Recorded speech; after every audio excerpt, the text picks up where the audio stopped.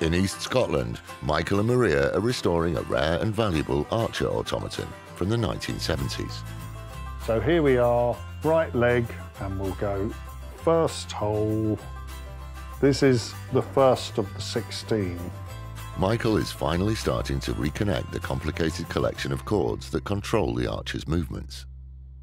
So now we go to number 2. So cable number 2 is for the eyes. So there we go. This is definitely number 2 for the eyes. He's following a list left by the archer's creator, David Secret, and drawings and notes of his own. Now we go to number 3. This should be the tongue. There it is. Michael has tagged each cord with a number and its function. Number 4, the thumb lock. Thumb lock is what's used to actually release the arrow.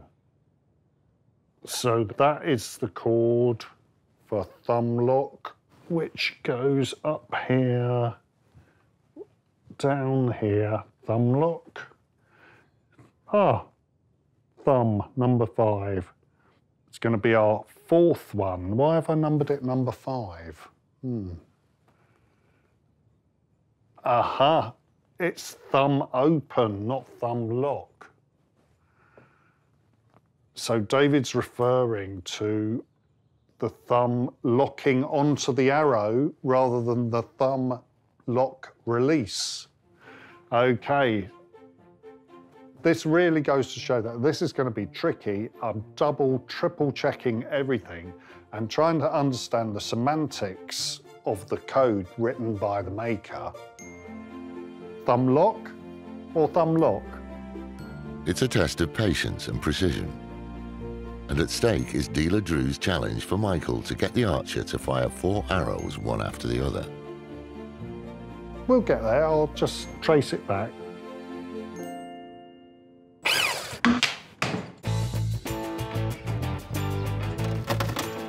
In Dorset, coppersmith Ted is renovating a British K6 telephone box.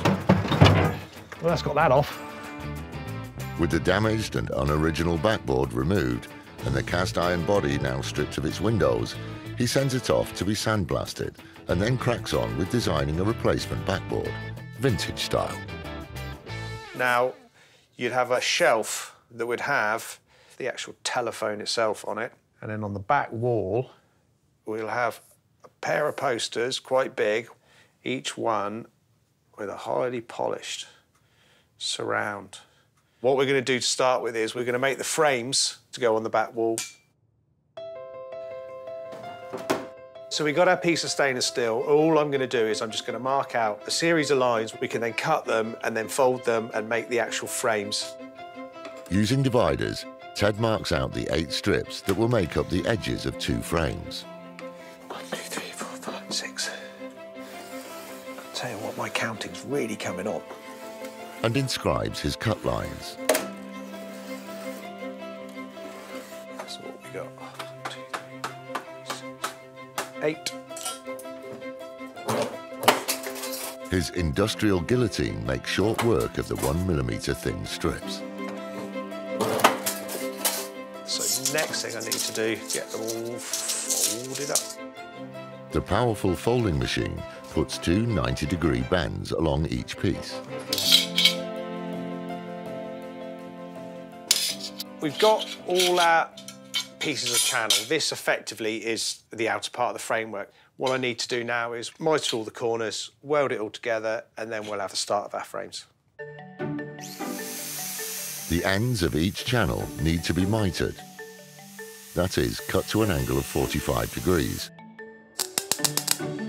So when they're welded together, they make a perfectly square corner. Frame number 1. We're going to have the second one to go on there, and then we'll have the smaller ones down the middle, and then we can start and construct the rest of it for the telephone and all the other bits. Happy with that? The backboard is taking shape, but the big transformation is yet to come.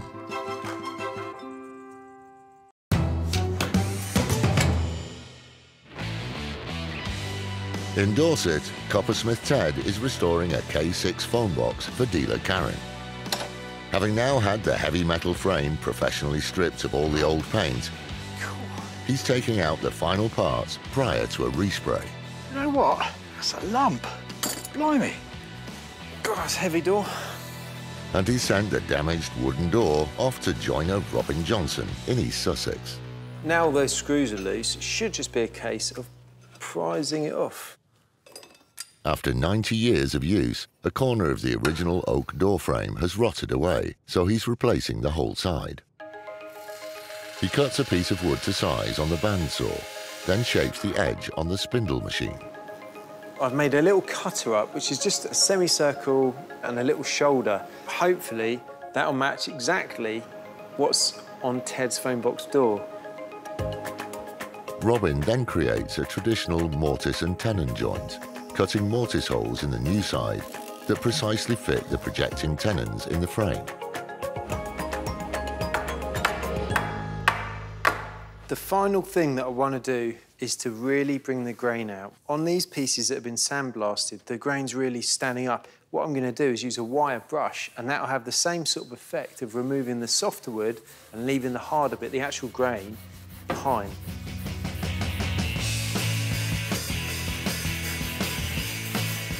By the time that Ted's painted this, it'll all look the same. Meanwhile, Ted is cracking on with the all-important respray. I'm going to prime it, and before the primer's started to dry, I'm going to go straight over the top with the colour. It's wet on wet, so let's get some paint on it. It's been decades since this vintage K6 phone box has had so much care taken over a repaint. The coat of primer will ensure the top coat sticks well and protects the cast iron body from rust. I haven't gone really heavy with it. We're not trying to fill up any holes, so we're just going to go straight on with the colour. The colour that I've chosen is, oh, look at that. It's much more maroon than the red that we're used to. More of a pre-war colour, and I kind of like it. Let's just hope that Karen does.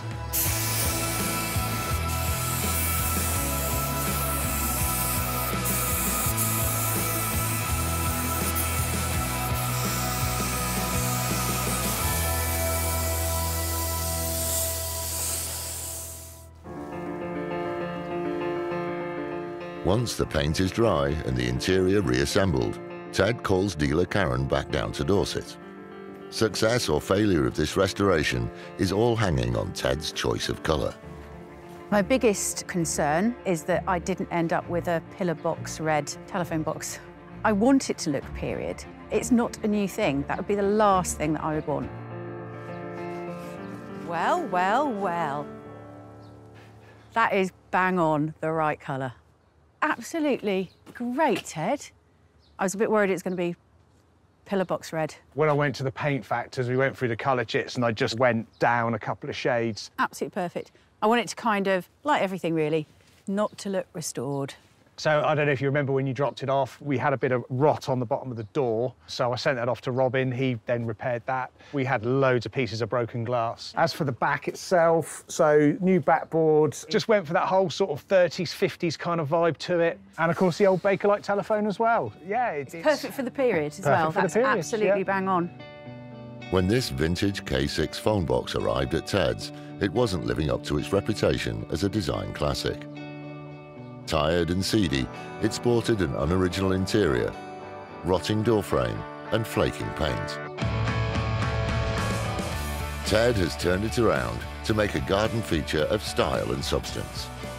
The vintage deco interior is smart and fun, the door has been invisibly mended, and the 1930s-inspired cherry red paint all make it a pleasure to behold. If you want a folly, if you want something crazy, it's a piece of art for the garden. So I paid 1,700 quid for it. Someone's going to pay 4 grand upwards. Yeah, you got a profit in that. You know, it's exactly what I wanted. We've saved an iconic item, which I think is fabulous.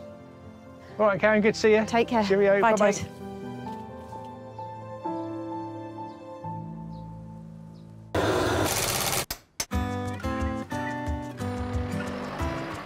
Now's the time to get this little figure back on his chair.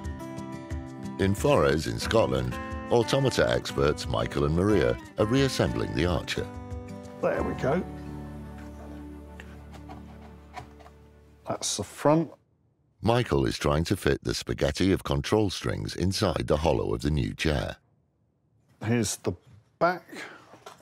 This will hide all the cables and provide a secure platform for our archer to fire his arrows from. With the figure intact, Maria can reclothe him in the original garments, which she has painted with dye to be less flowery. Now we've just got a subtle green camouflage effect, which I think is very fitting for an archer of the forest. To fit this, in theory, all I have to do is pull on the secret cord. Wow. Oh, if only more clothes were made like that.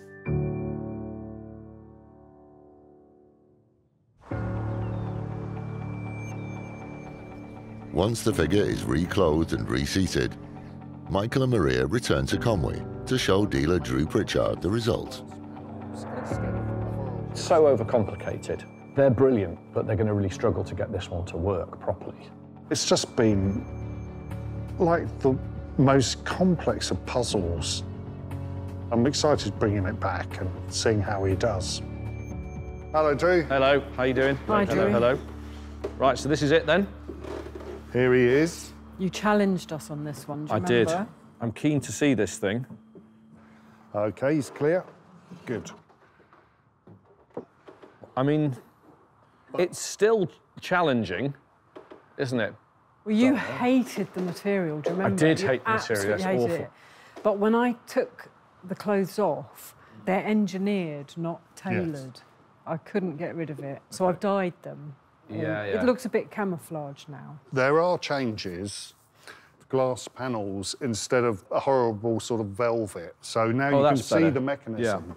And when you see him working, you'll realise just how important that is. Does it work? Well, he works when he wants to work, and he works really, really well. Fingers crossed he's in a good mood. So on this carousel, you have to load these arrows absolutely precisely. And if you get this wrong, you just won't pick them up. He throws them on the floor. OK. Feeling confident? Absolutely. Go on then, wind him up. Let's see. There we go. OK, he's off. Come on. OK. Right, we're on. OK. Very clever when he picks it up. Stuck his tongue out. That's quite... Bam. That's pretty good. Wow. I mean, how you've got it to work, God only knows. So even that turn's ready for him. That's right. You're very clever, Michael, at stuff like this. You are. Objects like this really test me.